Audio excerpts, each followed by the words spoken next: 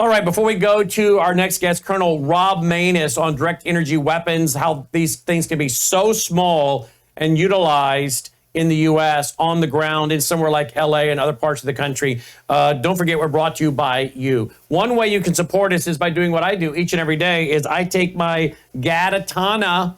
You can just go to the website, melissahousegpa.com, melissahousegpa.com. You know, I take my Numi, swish it with my Numi, that's my glutathione. I get my Bella Grace, that's my cat's claw, my astaxanthin, and my collagen. And then I get my Gatatana, one scoop, 90 billion, equivalent to 90 billion plant cells. And we've talked about what is in Gatatana. It's all natural, nothing man-made added. This is, includes 47% protein, which is so important for us, particularly as those of us get older, as we were talking about with Dr. Lana the other night. We don't want to get scrawny and skinny and looking like Joe Biden while we're going to blow away in a tough breeze, right? So you got 47% protein, omega-3 fatty acids, omega-6 fatty acids, your trace minerals, all your amino acids, your vitamins like B6, C, D, K, zinc, fiber, magnesium, calcium, potassium, beta-carotene, copper, selenium, zinc, so much. And there are 5 of these trace minerals that are really good for our pets. Speaking of pets, there you go. She's got her back. She's got her back to us again tonight. She's tired. She's been out in the snow, playing in the snow in Memphis. In fact, that's all she wants to do. I made the mistake of teaching her to ring a bell when she needs to go out to the bathroom. She's rung the bell like 25, 30 times now today so far. All she wants to do is go out there and play. So she's been out in the snow playing with the mini schnauzer Pearl, and they've been having a big time, as you saw at the beginning introduction video footage tonight. Having a big time. So she's crashed in the studio and she's sleeping, but she gets Gatatana every day. Half a scoop of Gatatana. Dolly gets a half a scoop every day in her food.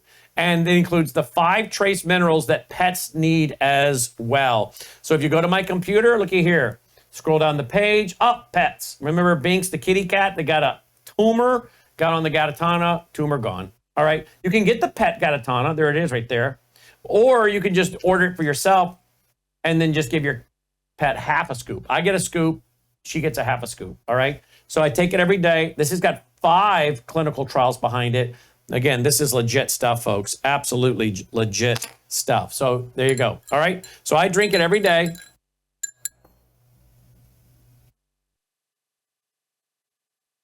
And I'll drink the rest while I talk to Colonel Rob Maness. A great way to support us and your health at the same time. melissahousegpa.com, melissahousegpa.com. Get a subscription to this so it shows up every month like it does with us. I take my Gatatana, my Bella Grace, and my Numi. There you go. I'm serious about this, folks. It's no joke. Do not want to end up in the medical industrial complex. All right, we were talking with Dr. Peter Breggin about this article over at The Blaze. General Mark Milley, Pentagon approved direct energy weapons for use on June 20th, DC rioters, sources say. And we were quoting in this article a Lieutenant Colonel, Ed Green, who was saying, look, I could take you into a skiff and give me 20 minutes and you would believe this stuff. You would believe it. This is not a joke. This is really being used. And of course, it now fits in a backpack, size of a backpack. How do we know we don't have illegal invaders in the country using this in California or anywhere else for that matter? Let's see what Colonel Rob Maness thinks. We carry his program each and every day, 2 p.m. Central, 3 Eastern, 2 p.m. Central, 3 p.m. Eastern. He'll be with us live in studio with a live studio audience on Saturday night, February 22nd. Live studio audience, Saturday night, February 22nd. You'll have to be a Vault member to see the presentation live by Colonel Rob Maness, J.J. Carroll, and Todd Bensman. National security, border crisis, and the enemies among us. You want to watch it? You need to be a member of the Vault. Worldviewtube.com/vault. Worldviewtube.com/vault. All right, joining me now is the Colonel. Colonel, welcome back to the broadcast. Thanks for being with us. Good afternoon, Brannon. Good to be back. Great to have you with us as well. All right, Colonel, this article talking about how back in the early 90s, these energy source weapons were, the size of coming out of the Soviet Union, were the size of a backpack. So now, again, we have a report I'm going to go to the article by Michael Yon. Michael Yon has put out here, if I can find it. Let's see. I had it earlier. God, pull that down. I'll try to find it again. But Michael Yon has one saying that this guy, this illegal invader, that he was found with a flamethrower, 5 phones in his name, and a prepaid UN cards. Is it possible that these fires are being created by illegal invaders? And would our government know about it, be covering it up because of their failure of open border? Yes, yes, and yes. It's entirely possible. As a matter of fact, I would go so far to say is it's probable that adversary government actors that have come through the border illegally and terrorist adversary actors that have come through the border illegally the last 4 years in this open border policy are likely involved in training, recruiting, training, resourcing, and helping individuals like this supposed homeless guy execute his attack.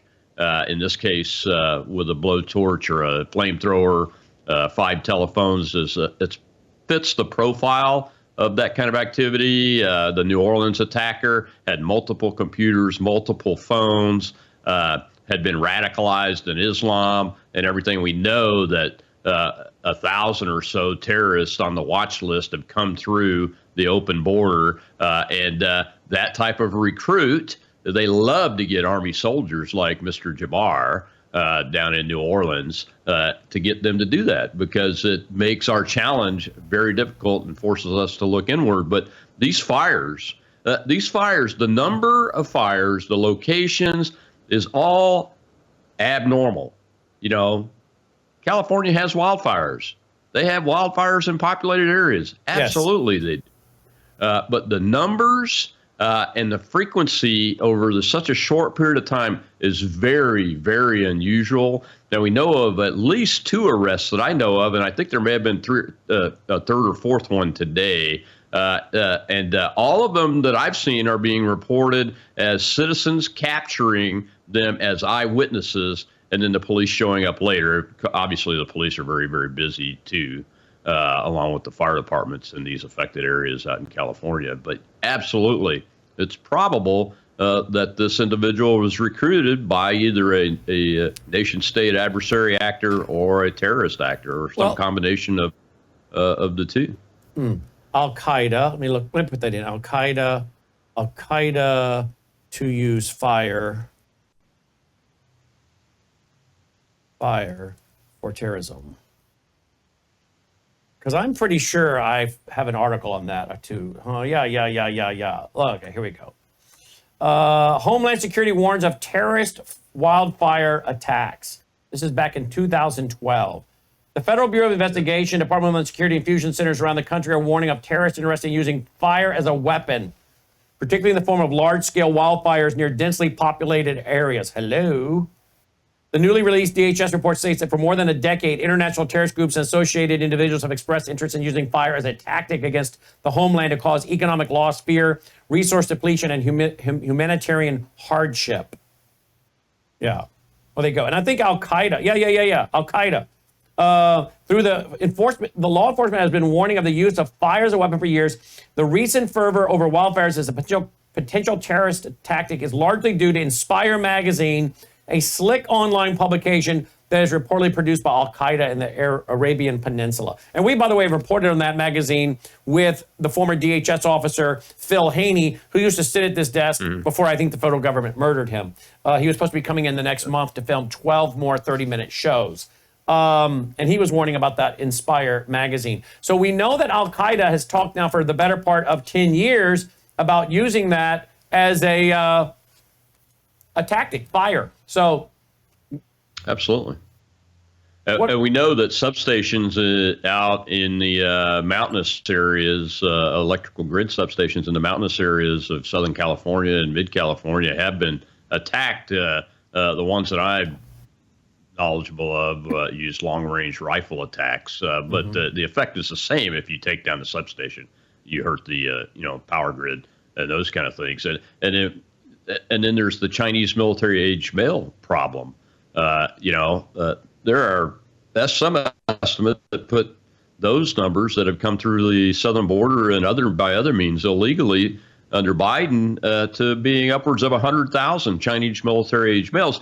They're not here to do good or to become American citizens because they believe in liberty, okay? They're here only because the government of the communist Chinese let them out. And if you look at the films that great people have recorded, like Michael Yan, of folks coming through the Darien Gap, and he's got miles of footage of these Chinese guys, I would wager.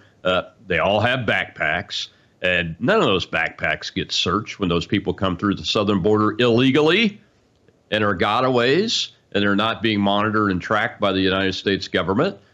So this backpack-size directed energy weapon that Steve Baker from The Blaze is reporting on, that Milley and Esper approved to be used on Americans, by the way, is likely to be in the hands of our adversary nations, too. These types of technologies tend to get developed along very similar timelines in highly technologically capable countries like China.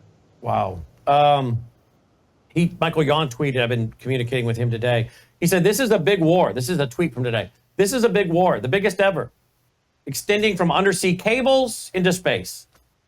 The United States is one big battlefield. And of course, he even is providing here a look at the Pan-American Highway, which would be a part of the North American Union. Buenos Aires, all the way up through the Panama Canal, all the way through Mexico, the Darien Gap, all the way through the United States, all the way up into Canada. Something we've been warning about with the late Phyllis Schlafly since 2007. Michael Yan is tweeting about it today. Let's talk about that. Let's talk about these backpacks and the ability to do this. We have no idea who's here. They could be bringing them in and training homeless people to use them. So you're saying you just take a homeless guy and you say, here, some cell phones, some prepaid cards, here's what we want you to go do that, come back, we'll pay you to do some more stuff. So they could just be recruiting these guys that came into the country to do some of this for them. Oh, absolutely. Everybody knows how to use a cell phone these days, and a little fire device. I'm not sure what the flamethrower was, but you can go to Home Depot and buy a little fire device to melt metal with, and those kind of things. A little welding torch, handheld welding torch that puts out a blue flame. It's about 3 or 4 inches long, depending on how far you turn it up. Costs $10, I think, or something like that. So, even homeless people understand how to use modern technology and can take a little bit of training and be provided a location to go to and be dropped off there at a certain time, so they don't even have to keep track of the time, and then do their activity and be told where to go afterwards. And if they make it, they make it. If they don't, they just go find another person. And then, of course, we have satellites.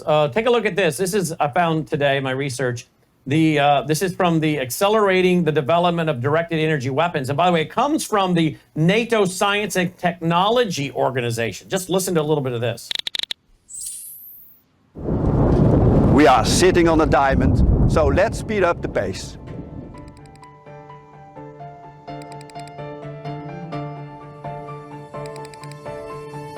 Laser weapons will produce a couple of different damage effects. It will provide heat damage on targets, it will make a hole in it, it can warm up the target. And these military effects can be exploited in a number of different situations, like the countering of drones, trying to counter incoming mortar rounds, and other threats that could be there in great numbers.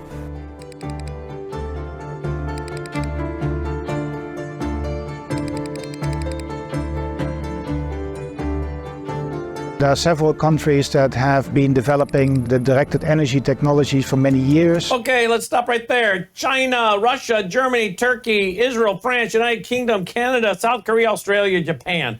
Let's see. Turkey? Erdogan's not a big fan of us. China? Yeah, that's a problem. Yeah.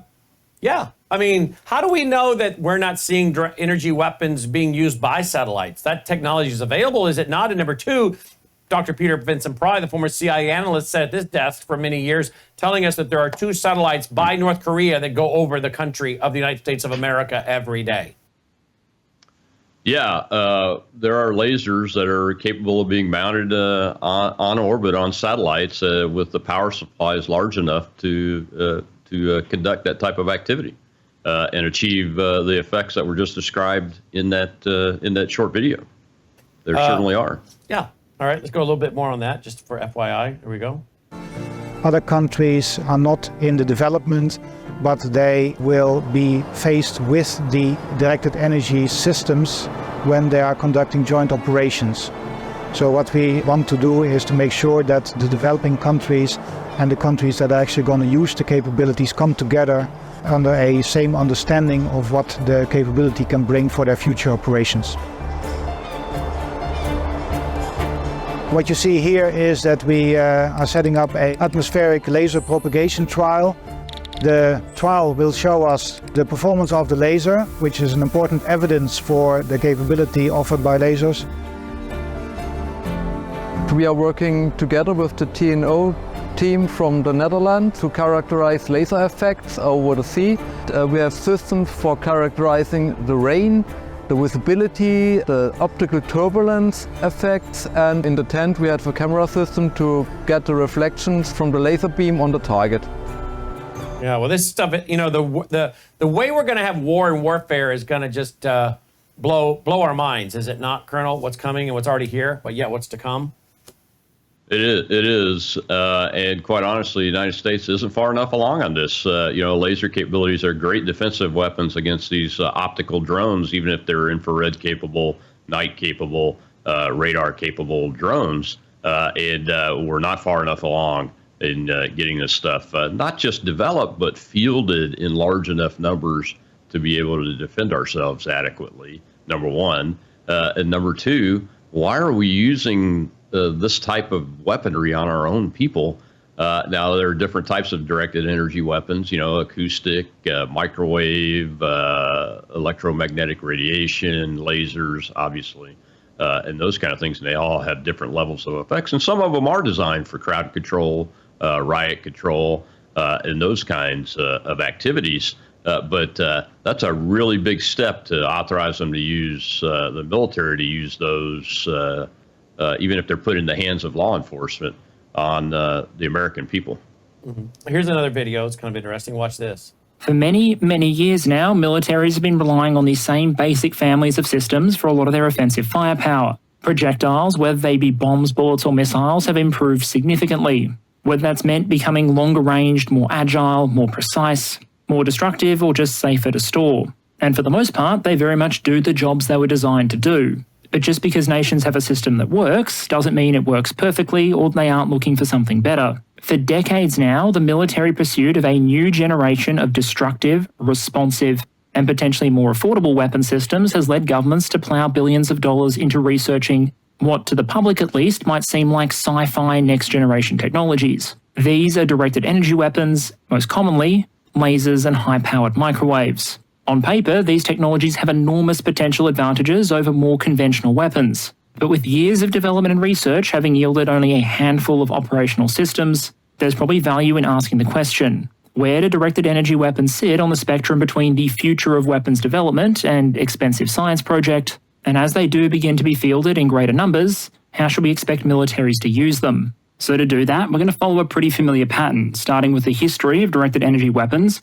what their basic characteristics are and promise to do, run through some of the programs we have publicly heard about in the land, sea and aerospace domains, and then having hyped up the potential of these sci-fi weapon systems, we'll of course throw cold water on the whole thing by looking at potential countermeasures and risks. In the interest of time though, I've got two. All right, there we go. So you can go out and study, folks. There's a lot on this whole issue of direct energy weapons.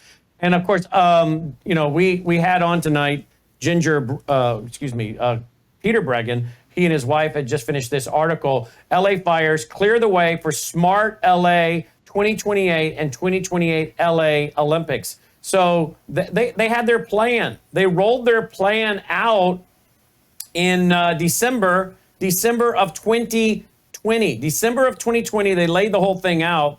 There it is. Smart LA 2028 technology for a better Los Angeles. It's nothing but 15-minute cities. Okay. And now all of a sudden, look at this. You got this wonderful land, very, high-end, expensive land with ocean views that's been cleaned out, and is now shovel ready to go. How convenient. And by the way, the water just happened, according to the news, about a month ago or so, not available for the Palisades area.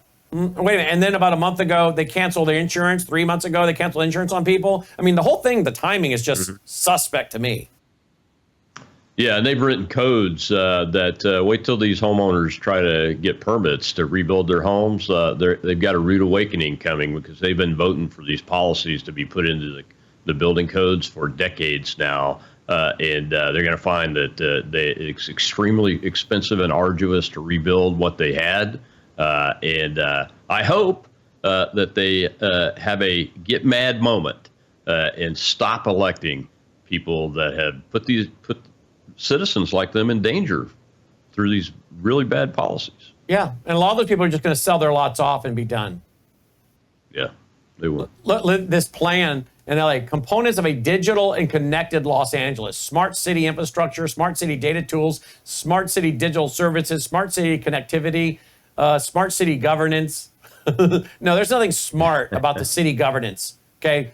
That's an oxymoron. Smart city governance. That's an oxymoron. But they have a whole plan. There you go. Came out in December 2020. How convenient. Oh yeah, participants, Department of Water and Power. And what just happened to the water? There you go. All right, let's switch real quick, Colonel, to cutting cables. China cut cables going into Taiwan. Is that right? They did, yes. Tell me about that. And that comes on top of cables being cut between Finland and the continent of Europe. We think there was a Russian vessel, at least on one occasion. There was potentially of a Chinese flag vessel there. And now this. And, as you've heard me say many times, that Xi has a window of opportunity here if he wants to take it early and not wait until 2027, which I think is what he told his party Congress in the last major session about the timeline for taking Taiwan back and reintegrating it into the People's Republic of China. He's had this window of opportunity this last 6 months or so to go ahead and do it if he wants to do it. That window's beginning to close, but something like what just happened with these cables being cut, that's usually a precursor to some other type of activity it's going to disrupt communications. And they may be successful before anybody even knows about it on our side of the world. So we're in a hyper state of danger. Continue to be here in the Republic because, again, if they go after Taiwan, we get involved. We have to worry about what's going to happen here with all the terror cells they've put here with the Chinese military-age males. And then, of course, Iran is talking about striking Israel. Israel's talking about striking Iran before Trump comes back in. And then we have to worry about all the terror cells from Hezbollah and those other Islamic groups that are already here. So again, people better understand we're not in safe territory just because Donald Trump is 10 days from being sworn in as president. We're still, and even after he's sworn in a heightened state of danger, correct?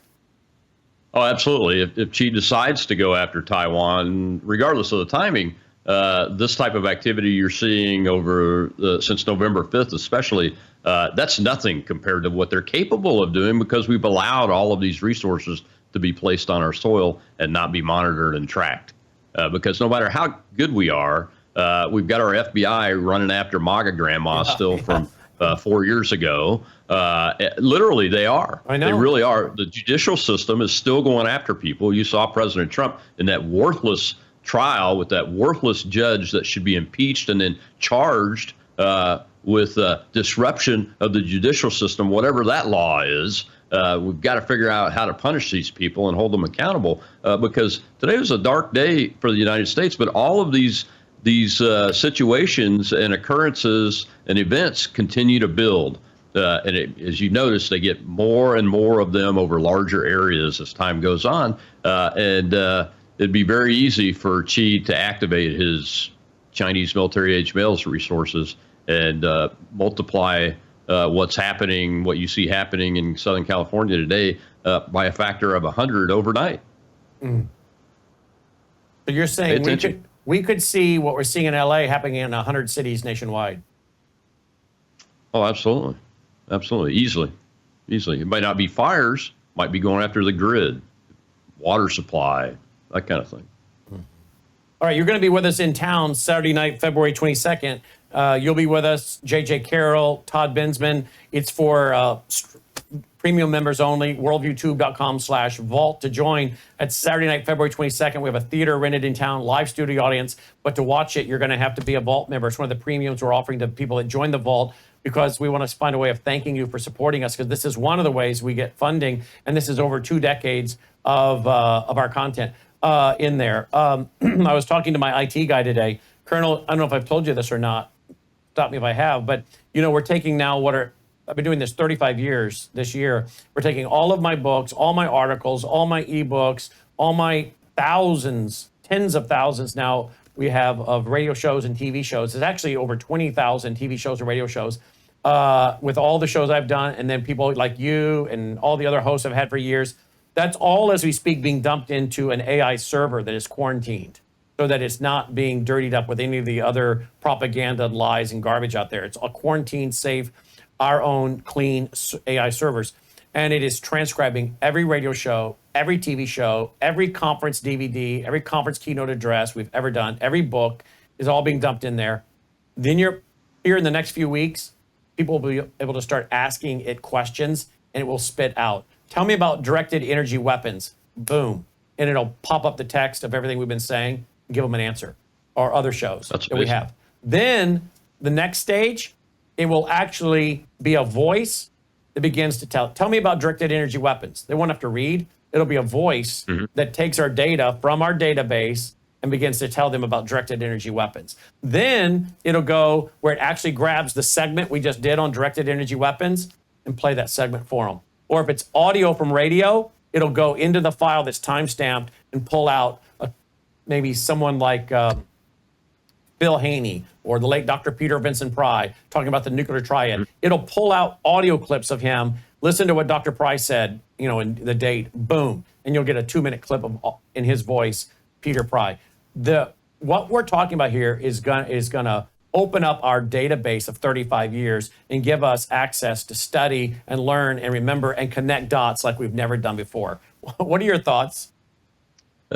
I think it's amazing. Yeah, I mean, that's what the technology should be used for, is that kind of activity. And every time we achieve something with that kind of technology, we advance the humankind one step further, as long as it's used appropriately, and that's an appropriate use for it. That's right. And you'll be able to type in stuff about Israel, the Bible, all the Bible shows, all the prophecy shows. It is, like my IT guy said today, he said, Brannon, to duplicate what you have, you would have to have done what you've done the last 35 years with all the experts you have, right? Like you, who worked in the Pentagon, who helped write the Black Book for the nuclear football, who was the commander of Kirkland Air Force Base. Then we talk about CIA operations officer, or CIA analyst Peter Pry, or DHS Homeland Security founder, one of the charter founders, Phil Haney. You add in all these experts. These people with amazing bios, right?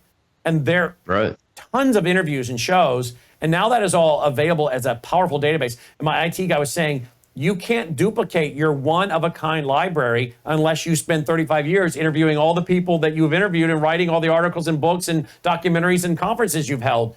But that's impossible, because some of these experts that we've had, like Jimmy DeYoung, who lived in the Middle East for several years, we did over 200 plus interviews with him. He's dead. Dr.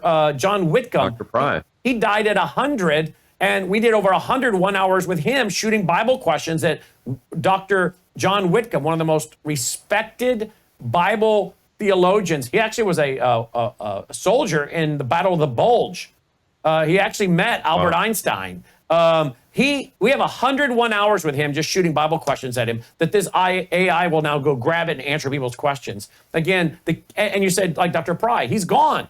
So you cannot duplicate this unique library. And it is a unique library because everybody that's being interviewed, we have these people that are credible, trusted experts. So when this age of misinformation and propaganda and lies, this quarantine database is going to become more and more valuable for those who really want the truth and don't have to worry that this is the government lying to them or big data, because they're going to say, no, we know that's Worldview Tube that's been doing this for 35 years. They have a trusted track record. This is their own quarantine database. So on a personal level, I'm excited about it because I have so many interviews I would like to bring to people, like General Jim Cash, who was the Assistant Director of Operations at NORAD, talking about what was going on in the military, why he finally got out. I could sit here and pull that up and play that clip for the audience live in real time. It's going to be nuts what you and I and all of our hosts are going to be able to do and pull up out of this database and play in real time, or use for show prep and have ready to play when we go live. It's going to blow people's minds. It certainly will. I'm excited about it. Yeah, I'm excited you're a part of it. So there you go. And again, this interview will be a part of it. His show's a part of it. Our event, February 22nd, all of that is going into this database. So look forward to having you here with us. Your show is each and every day, 2 p.m. Central, 3 p.m. Eastern, right here at Worldview Tube and robmanus.com. That's right. And all my socials at Rob Manus. All his socials are Rob Manus. Check it out. All right. Are you going to be in D.C. for the inauguration?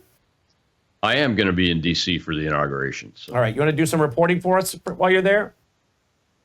We'll see what the signal's like. Yeah, I know. Do we have our man on the ground there yet? Yeah, Neil. Neil will be there, and that's what Logan and him have been working on with satellite phones. We have a satellite phone for him. We have all kinds of stuff. So yes, that's going to be the big issue. Is will the cell phone towers are they be clogged? But we are sending him with his satellite phone. Okay. All right. Yeah. We'll keep you posted. Thank Absolutely. you, Colonel. Appreciate it. Yes, sir. Colonel Rob Manus Good checking night. in. robmanus.com. robmanus.com.